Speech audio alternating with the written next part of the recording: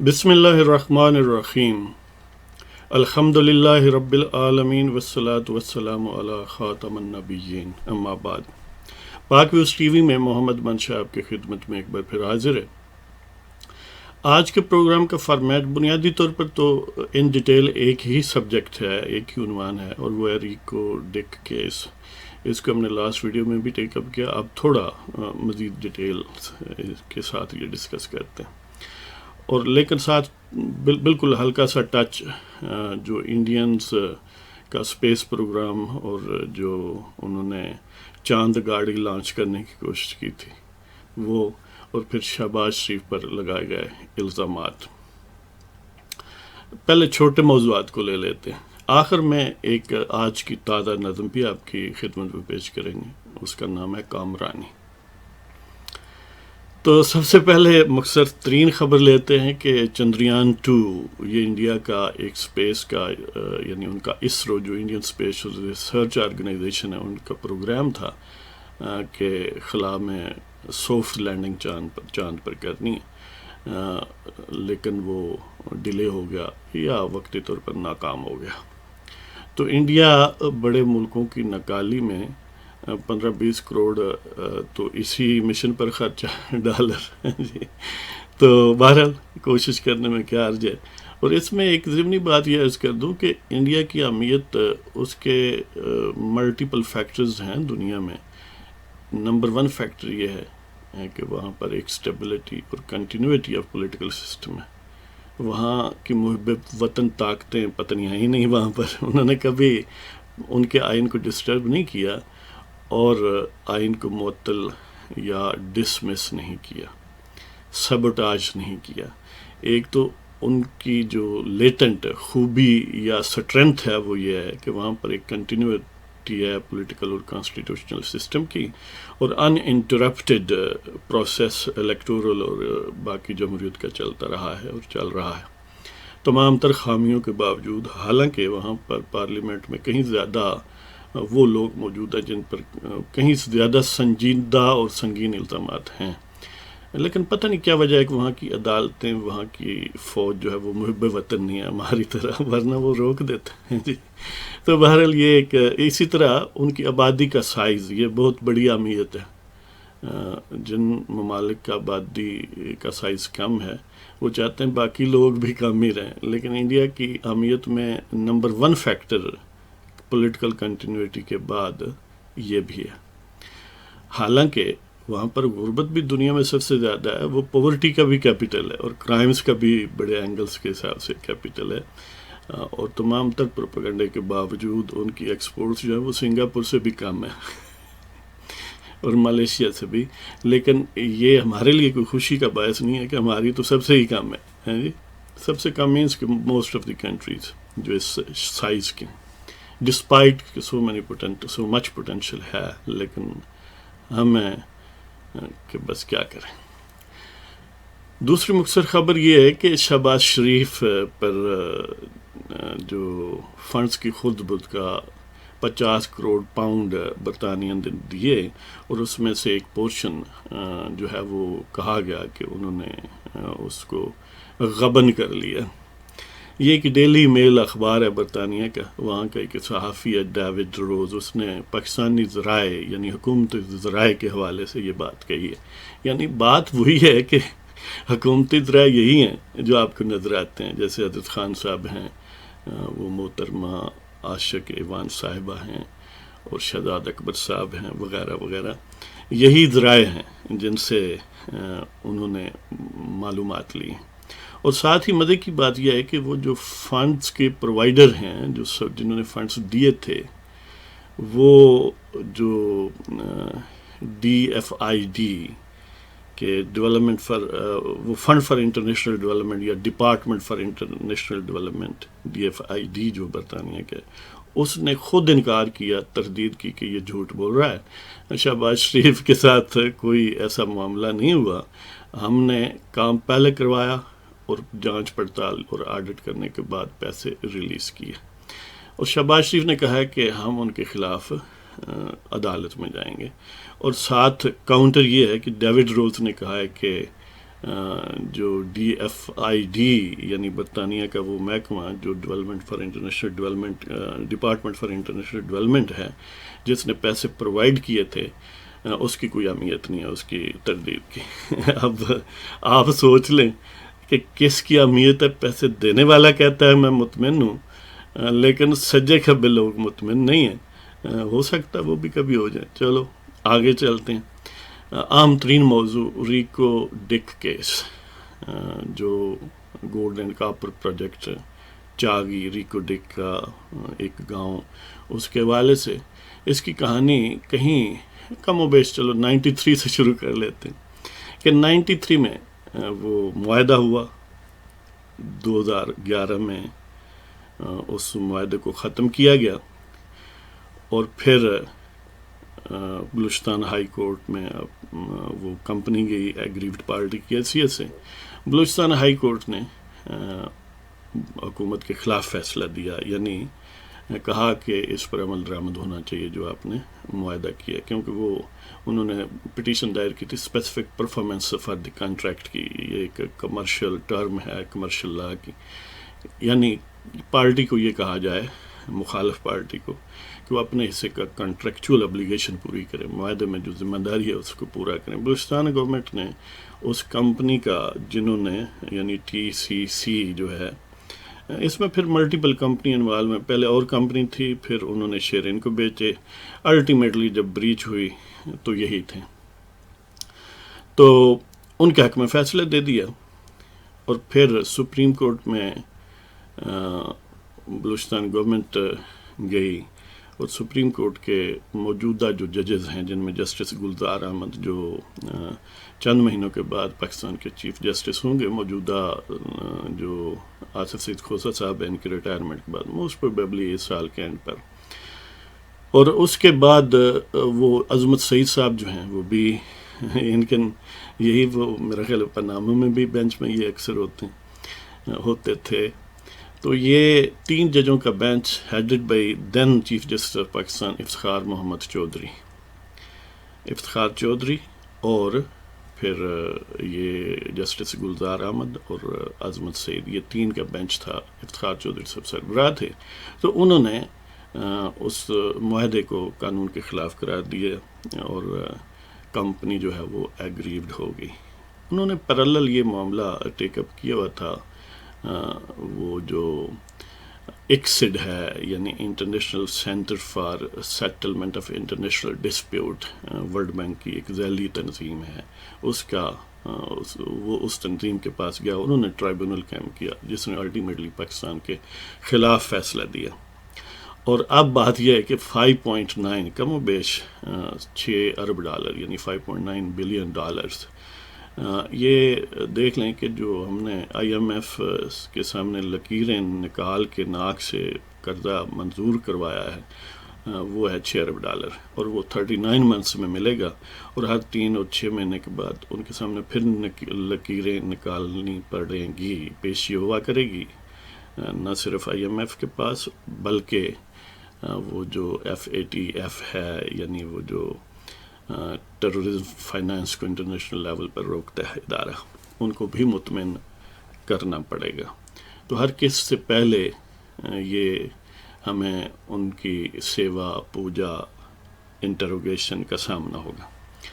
یعنی اہمیت یہ ہے $6 بلین کی کہ اسٹیٹ آف پاکستان جو ہے، انہوں نے ان کی ساری شرائط مانی، وزیر خزانہ ان کی مرضی سے، یعنی مشیر خزانہ شیخ صاحب جو ہیں، FBR بھی گویا شیخ صاحب ہی کی نامینیشن ہے، اس لیے وہ اس کو اپنے انڈر رکھنے پر مصر ہیں، وہ حماد حضر کو کہتے ہیں کہ نہیں دیا جائے گا، اور اس کے ساتھ اسٹیٹ بینک کا سربراہ بھی انہی کا باقر صاحب۔ تو بہرحال اتنی اہمیت ہے $6 ارب کی، اور $6 ارب کا ہمیں جرمانہ پلس یعنی penalty plus interest plus cost جو ہے اس کیس کی، وہ بھی 62 ملین ہے، یعنی وہ بھی حکومت کو ہی دینی پڑے گی۔ تو اب پرائم منسٹر صاحب نے ایز یوزول اس طرح انہوں نے بہت ساری advisory bodies, commissions, task forces, پتہ نہیں کیا کیا بنا دیا ہے۔ مثلاً ایک ڈیٹ کمیشن ہے جو یہ طے کرے گا کہ حکومتوں نے کیوں قرضے لیے، یعنی یہ بھی کوئی بڑی راز کی بات ہے کہ انہوں نے ریسرچ کرنی ہے اس پر کہ کیوں قرضے لیے. اسی طرح اور بہت ساری ایڈوائزری، کوئی اکنامک ایڈوائزری کونسل ہے، کوئی پاکستان ڈیولپمنٹ کونسل ہے، پتہ نہیں کیا کیا چیزیں ہیں جی. بالآخر مجھے لگتا ہے کہ ایک کمیشن یہ بھی بنانا پڑے گا کہ یہ ساری ایڈوائزری باڈیز، کمیشنز، کونسلز کس لیے بنائی گئیں ہیں جی، اس کا کیا مقصد تھا اور اس سے کیا حاصل ہوا. تو بہرحال انہوں نے اسی لائن پر ہی یہ فرمایا ہے کہ اٹارنی جنرل آف پاکستان کو کہ آپ ایک کانسٹیٹیوٹ کرو کمیشن جو یہ تلاش کرے کون ذمہ دار ہے اس سارے کیس میں. اب عجیب بات یہ ہے کہ اس میں ذمہ داری پر بھی کمیشن کو مزید یقیناً مجھے یہ تو یہی لگتا ہے کہ کافی سال لگیں گے اور بالآخر کورٹ میں معاملہ جائے گا، کیونکہ عدالت نے فیصلہ دیا.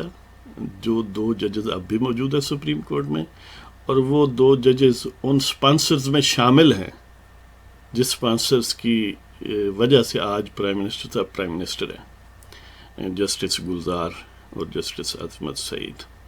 افتخار چودھری کے خلاف تو ظاہر جذبات ہو سکتے ہیں، لیکن اب ان کا کیا کریں؟ یا تو یہ بھی جلدی جلدی ریٹائر ہو جائیں تاکہ ہم نے کمیشن بنا لیں ہیں جی. اب وہ دیوتا جن کے فیوض و برکات سے یہ مقام میں انتخاب حاصل ہوا ہے، ان کے خلاف انکوائری تو ممکن نہیں ہے. اور عام طور پر یہ کہا جاتا ہے وہ خفیہ طاقتیں، وہ اسٹیٹ اور یہ تو وہ جو ڈکٹیٹ کرتے ہیں چیزوں کو، وہ اپنے خلاف انکوائری پسند نہیں کرتے. تو بہرحال کر کے دیکھ لیں، ہمیں بڑی خوشی ہوگی. اور کیا چاہیے جی، اندھا کیا مانگے 2 آنکھیں. تو بہرحال جو ہم نے تھوڑا بہت یہ دیکھا کہ 93 میں وہ کانٹریکٹ ہوا.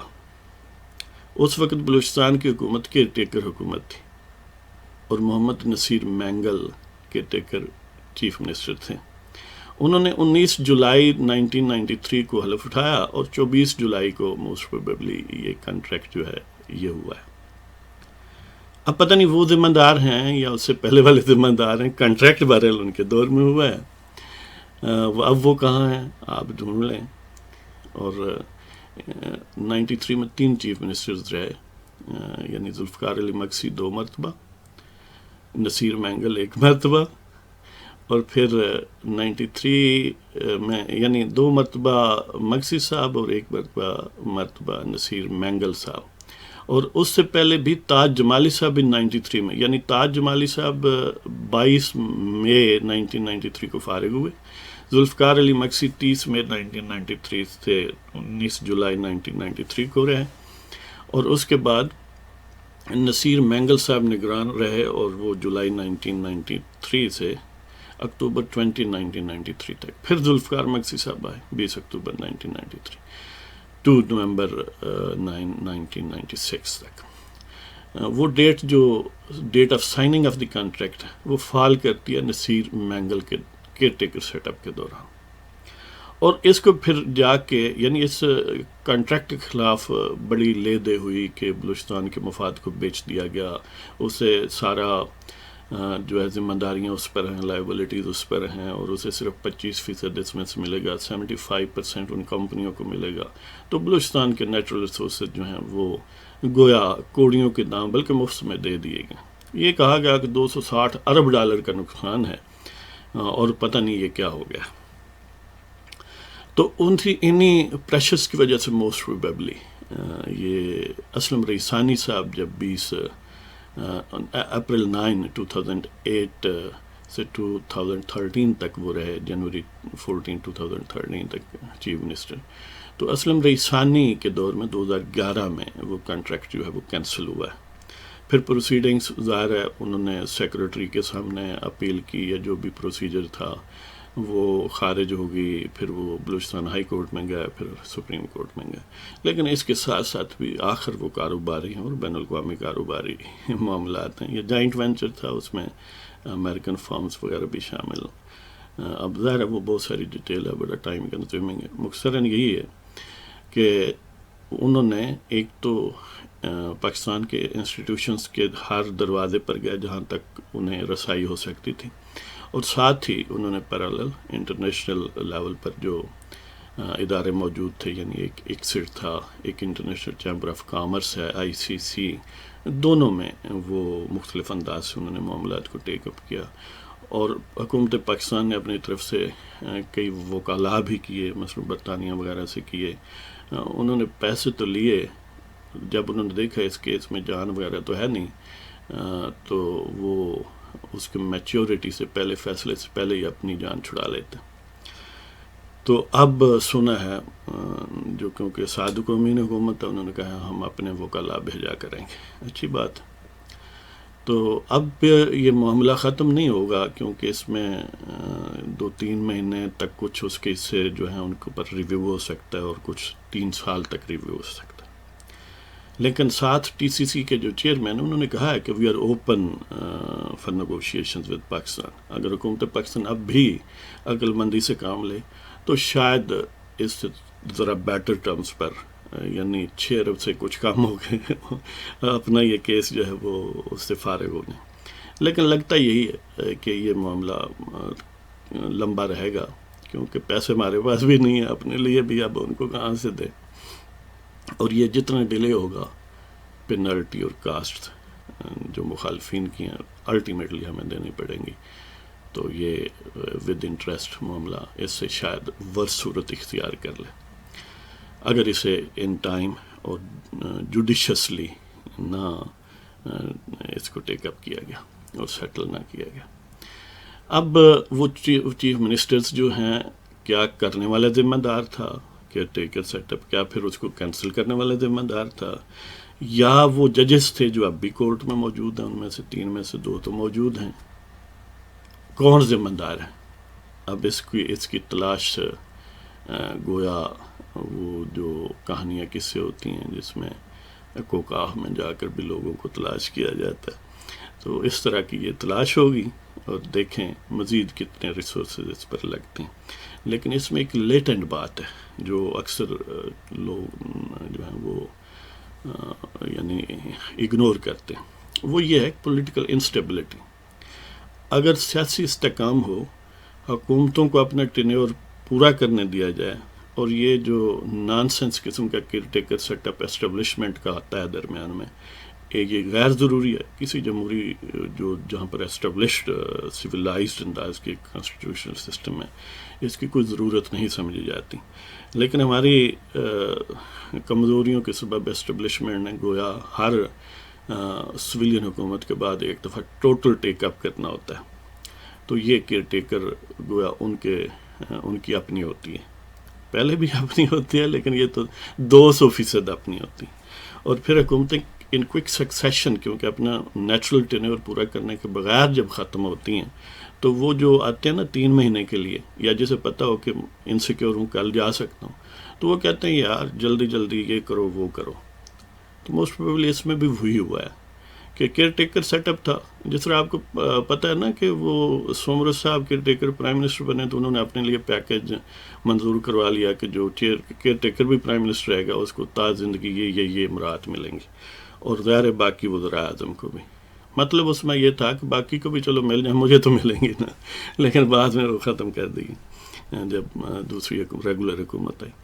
تو اس طرح کا کیئر ٹیکر سیٹ اپ جب آیا ہوگا تو ظاہر ہے انہوں نے کارکردگی دکھائی، جلدی جلدی کیا، اس میں سکم بھی ہوں گے، اور پھر اس پر پروپیگنڈا بھی یعنی ڈسپرپورشنیٹلی ہوا ہوگا، یہ بھی ایک نیچرل سٹائل ہے ہمارا، اور اس پریشر کے انڈر آ کے پھر نئی حکومت کو وہ کینسل کرنا پڑا، اور نہ کرتے تو پھر بھی کہتے کہ دیکھیں انہوں نے بیچ دیا، اور کیا تو پھر بھی یہ معاملہ ہوا۔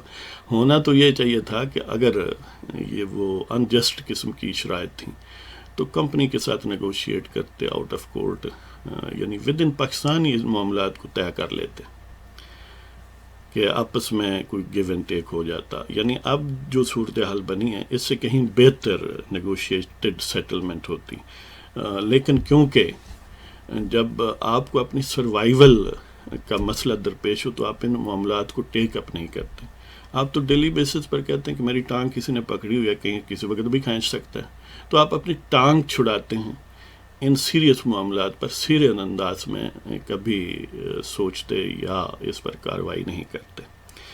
تو یہ ایک سیاسی عدم استحکام کہ جو یعنی سیاسی عدم استحکام گویا ام المسائل ہے، ام الخبائث ہے.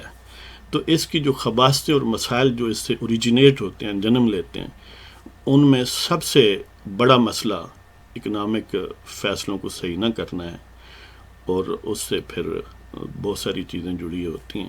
ان میں ایک یہ بھی ہے.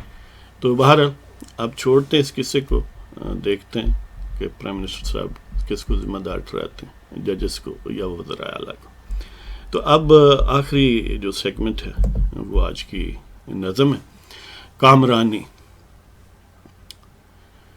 تجھے شاہوں کی قربت پہ ناز ہے، تجھے شاہوں کی قربت پہ ناز ہے، ہمارا ایمان کہ خدا بے نیاز ہے. تجھے شاہوں کی قربت پہ ناز ہے، ہمارا ایمان کہ خدا بے نیاز ہے. تجھے وہ نشائے جاہ و حشم سہی، تجھے وہ نشائے جاہ و حشم سہی، فقر لیکن فخر محبوب حجاز ہے. الفقر فخری، نبی پاک علیہ الصلوۃ والسلام فرمائے. تجھے شاہوں کی قربت پہ ناز ہے، ہمارا ایمان کہ خدا بے نیاز ہے. تجھے وہ نشہ جاہ و حشم سہی، فقر لیکن فخر محبوب حجاز ہے. تقویم حرم میں رنگ و نسل اہم نہیں، تقویم حرم میں رنگ و نسل اہم نہیں، تقویم حرم میں رنگ و نسل اہم نہیں، نہ ہی کوئی تمیز محمود و ایاز ہے. تقویم حرم میں رنگ و نسل اہم نہیں، نہ ہی کوئی تمیز محمود و ایاز ہے. چھوڑتے ہیں عواقب ذات لم یزل پر، چھوڑتے ہیں عواقب ذات لم یزل پر، واجب ہم پہ تو بس تگ و تاز ہے. چھوڑتے ہیں عواقب ذات لم یزل پر، واجب ہم پہ تو بس تگ و تاز ہے. کامراں دونوں جہاں میں فقط وہی، کامراں دونوں جہاں میں ہے فقط وہی، جس پہ خوش وہ مطلق کارساز ہے. کامراں دونوں جہاں میں ہے فقط وہی، جس پہ خوش وہ مطلق کارساز ہے. تجھے شاہوں کی قربت پہ ناز ہے، ہمارا ایمان کہ خدا بے نیاز ہے. تجھے وہ نشہ جاہ و حشم سہی، فقر لیکن فخر محبوب حجاز ہے. تقویم حرم میں رنگ و نسل اہم نہیں، نہ ہی کوئی تمیز محمود و ایاز ہے. چھوڑتے ہیں عواقب ذات لم یزل پر، واجب ہم پہ تو بس تگ و تاز ہے. کامراں دونوں جہاں میں فقط وہی، جس پہ خوش وہ مطلق کارساز ہے. اس کے ساتھ ہی آپ کی اجازت چاہتے ہیں. اللہ تعالیٰ آپ کو خوش رکھے. السلام علیکم. خدا حافظ. پاکستان زندہ باد.